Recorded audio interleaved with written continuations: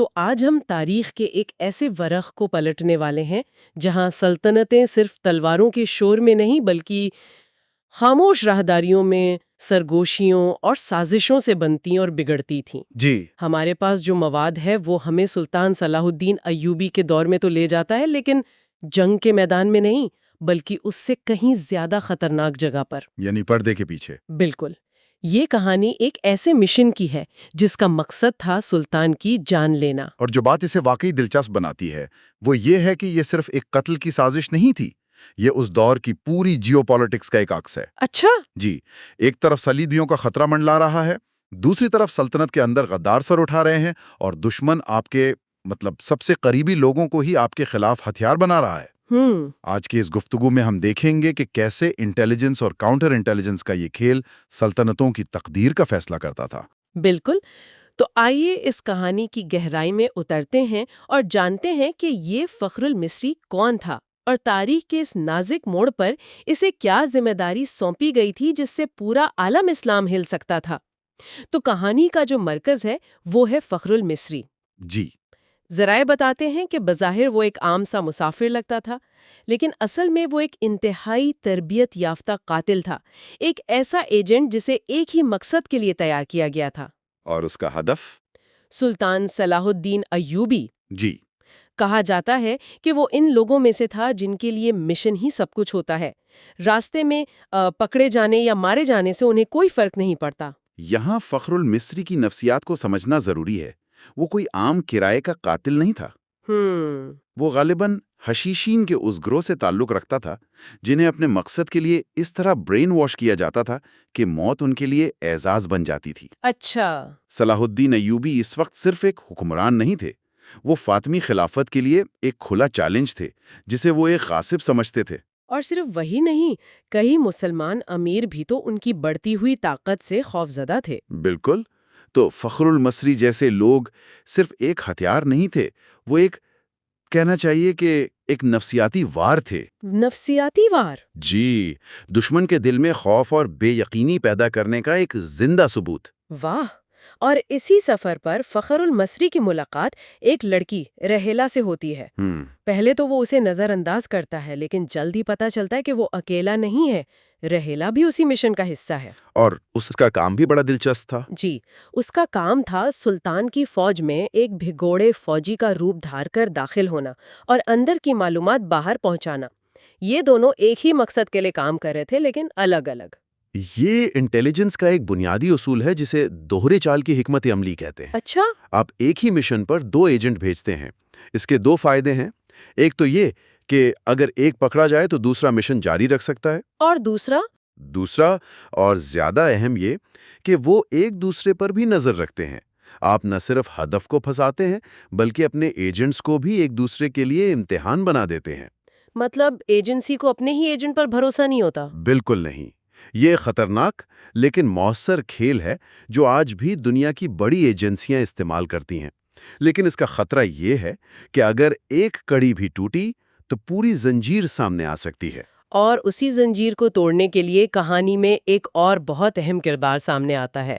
علی بن سفیان؟ جی، سلطان صلاح الدین کا intelligence chief. جی، اسے اپنے ذرائع سے بھنگ پڑ جاتی ہے کہ سلطان کے خلاف کوئی بڑی سازش تیار ہو رہی ہے، اور وہ فوراً حرکت میں آ جاتا ہے۔ علی بن سفیان کا کردار اس کہانی کی بنیاد ہے۔ وہ اس بات کی مثال ہے کہ ایک مضبوط سلطنت کے لیے ایک بہترین انٹیلیجنس نیٹ ورک ریڑھ کی ہڈی کی حیثیت رکھتا ہے۔ اس کے جاسوس ہر جگہ تھے، تاجروں کے روپ میں، درویشوں کے روپ میں، یہاں تک کہ دشمن کی فوج اور دربار میں بھی۔ اور یہ بات بہت دلچسپ ہے کہ اس نے بہت سے غیر مسلم جاسوس بھی بھرتی کیے ہوئے تھے۔ جی، یہ اس کی سب سے ہوشیار چال تھی، جیسے عیسائی اور یہودی۔ ان پر کوئی شک بھی نہیں کر سکتا تھا کہ وہ صلاح الدین کے لیے کام کر رہے ہوں گے، اور وہ آسانی سے صلیبیوں کے علاقوں میں معلومات اکٹھی کر لیتے تھے۔ یہ تو بڑی زبردست بات ہے، یعنی اس دور میں بھی میرٹ اور قابلیت کو مذہب پر فوقیت دی جا رہی تھی، کم از کم انٹیلیجنس کے معاملے میں۔ اس سے اس کی عملیت پسندی کا پتہ چلتا ہے۔ وہ جانتا تھا کہ جنگ صرف میدان میں نہیں، ذہنوں میں بھی لڑی جاتی ہے۔ صحیح۔ اور اس جنگ میں سب سے بڑا ہتھیار معلومات ہے، چاہے وہ کہیں سے بھی آئے۔ اس کا مقصد سلطنت کو بچانا تھا اور اس کے لیے وہ بہترین فرد کو استعمال کرتا تھا، چاہے اس کا عقیدہ کچھ بھی ہو۔ یہ ایک بہت جدید سوچ تھی۔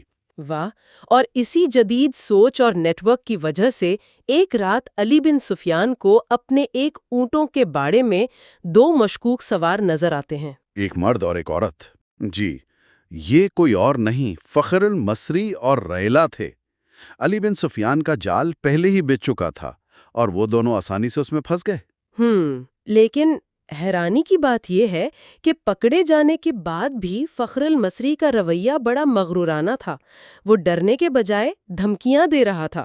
کیا کہا تھا اس نے؟ اس نے علی بن سفیان سے کہا، سزا میں دیر نہ کرنا، لیکن میری پوری بات سن لو ورنہ تم سب کو سزائے موت ملے گی۔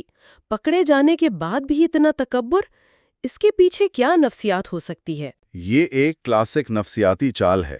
وہ گرفتاری کے بعد بھی صورتحال کا کنٹرول اپنے ہاتھ میں لینے کی کوشش کر رہا ہے۔ اچھا، وہ یہ دکھا رہا ہے کہ میں کوئی معمولی قیدی نہیں ہوں، میرے پاس ایسی معلومات ہیں جو تمہاری سلطنت کو بچا یا تباہ کر سکتی ہیں۔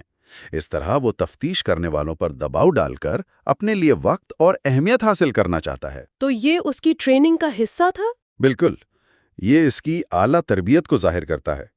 ایک عام قاتل پکڑے جانے پر ٹوٹ جاتا ہے، لیکن ایک تربیت یافتہ ایجنٹ اپنی معلومات کو آخری ہتھیار کے طور پر استعمال کرتا ہے۔ اور پھر فخر المصری نے سب کچھ اگل دیا۔ اس نے بتایا کہ اسے حشیشین کے سردار نے بھیجا ہے، لیکن اصل منصوبہ وہ صرف صلاح الدین کو قتل کرنا نہیں تھا۔ نہیں، وہ تو صرف پہلا قدم تھا۔ اصل منصوبہ کہیں زیادہ گہرا اور خطرناک تھا۔ اس نے بتایا کہ قتل کے بعد اس کا الزام سلطان نور الدین زنگی پر ڈال دیا جانا تھا۔ یہ دونوں اس وقت عالم اسلام کے سب سے طاقتور حکمران تھے اور صلیبیوں کے خلاف متحد تھے۔ تو اس سازش کا مقصد تھا کہ ان دونوں اتحادیوں کو آپس میں لڑوا دیا جائے۔ بالکل، ایک خانہ جنگی شروع ہو جائے، اور ریائلہ کا کام یہی تھا کہ وہ قتل کے بعد فوج میں یہ افواہیں پھیلاتی کہ یہ نور الدین زنگی کا کام ہے، تاکہ بغاوت کو مزید ہوا ملے۔ یہاں سازش کی گہرائی واضح ہوتی ہے۔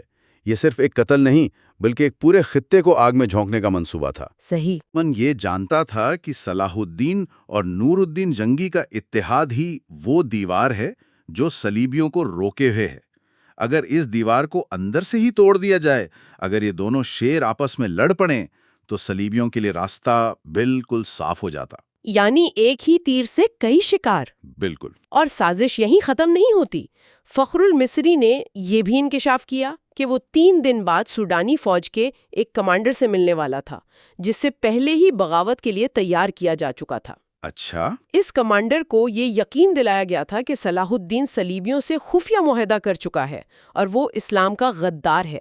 یعنی پروپیگنڈا بھی پوری طرح سے کیا گیا تھا۔ جی، اور یہی نہیں، فخر المصری نے یہ پیغام صلیبیوں تک بھی پہنچانا تھا اور ان سے مدد مانگنی تھی تاکہ جیسے ہی اندرونی بغاوت ہو وہ باہر سے حملہ کر دیں۔ یہ ملٹی لیئرڈ سازش ہے، اندر سے بغاوت، اتحادیوں میں جنگ اور باہر سے دشمن کا حملہ۔ اگر یہ منصوبہ کامیاب ہو جاتا تو صلاح الدین کی سلطنت تاش کے پتوں کی طرح بکھر جاتی۔ واقعی۔ اس سے یہ بھی پتہ چلتا ہے کہ انٹیلیجنس اکٹھا کرنا کتنا اہم ہے۔ اگر علی بن سفیان غصے میں آ کر فخر المصری کو فوراً قتل کر دیتا تو وہ صرف ایک قاتل کو مارتے، لیکن اصل سازش سے ہمیشہ بے خبر رہتے۔ بالکل، اور وہ بغاوت ہو جاتی جس کے لیے وہ بالکل تیار نہیں تھے۔ ایک منٹ، تو علی بن سفیان نے ایک پکڑے ہوئے قاتل کی بات پر فوراً یقین کر لیا؟ کیا یہ خطرہ نہیں تھا کہ فخر المصری اسے بھی گمراہ کرنے کی کوشش کر رہا ہو، شاید کوئی جھوٹی کہانی سنا کر؟ بہت اچھا سوال ہے۔ نہیں، ایک تجربہ کار انٹیلیجنس چیف کبھی بھی صرف ایک ذریعے پر بھروسہ نہیں کرتا۔ علی بن سفیان نے اس کی باتوں کو سنا، لیکن وہ اسے حتمی سچائی نہیں مان رہا تھا۔ وہ اس معلومات کو ایک لیڈ کے طور پر استعمال کرتا۔ اچھا۔ اس کی ٹیم فوراً اس کی باتوں کی تصدیق کرنے میں لگ جاتی۔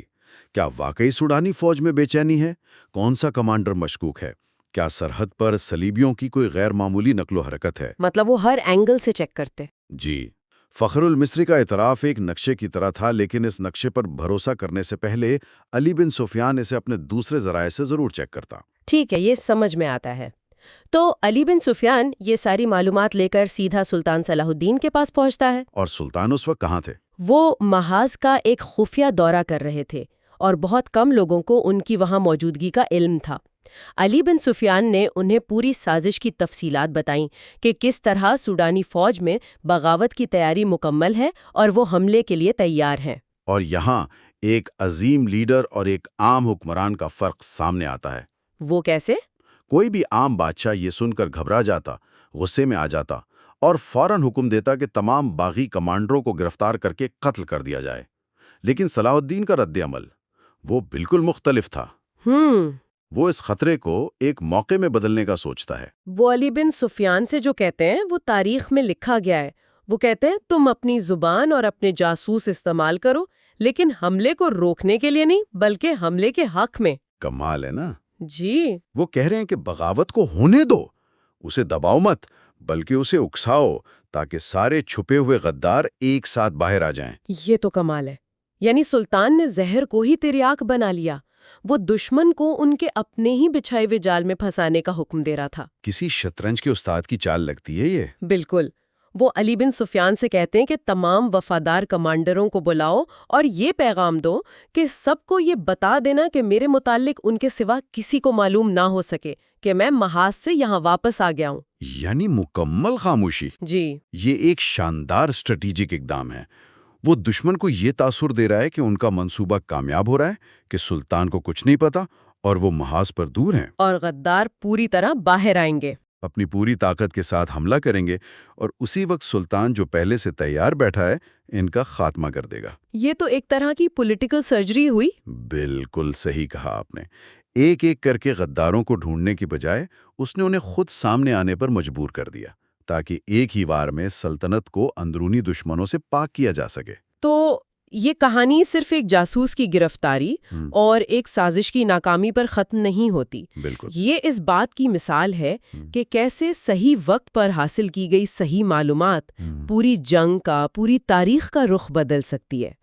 صلاح الدین ایوبی کی طاقت صرف ان کی بہادر فوج میں نہیں تھی، بلکہ علی بن سفیان جیسے ذہین اور وفادار لوگوں کے اس پوشیدہ نیٹ ورک میں بھی تھی جو سلطنت کے گمنام محافظ تھے۔ آپ نے بالکل صحیح کہا، اور یہ تعریف کا ایک بہت بڑا سبق ہے۔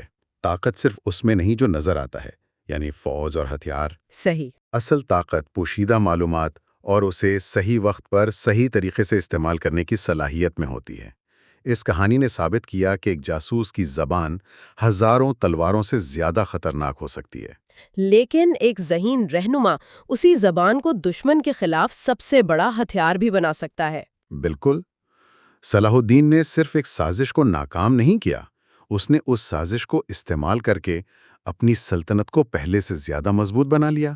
آج کی اس گفتگو کے بعد ہمارے سننے والوں کے لیے سوچنے کا ایک خیال یہ ہے کہ ہم تاریخ میں ہمیشہ بڑی جنگوں، عظیم فتوحات اور مشہور بادشاہوں کو یاد رکھتے ہیں، جی، لیکن ان سب کے پیچھے کتنی ہی ایسی انکہی کہانیاں دفن ہوں گی جہاں کسی گمنام جاسوس کی فراہم کردہ ایک چھوٹی سی بروقت اطلاع نے سلطنتوں کی تقدیر کا فیصلہ کر دیا تھا۔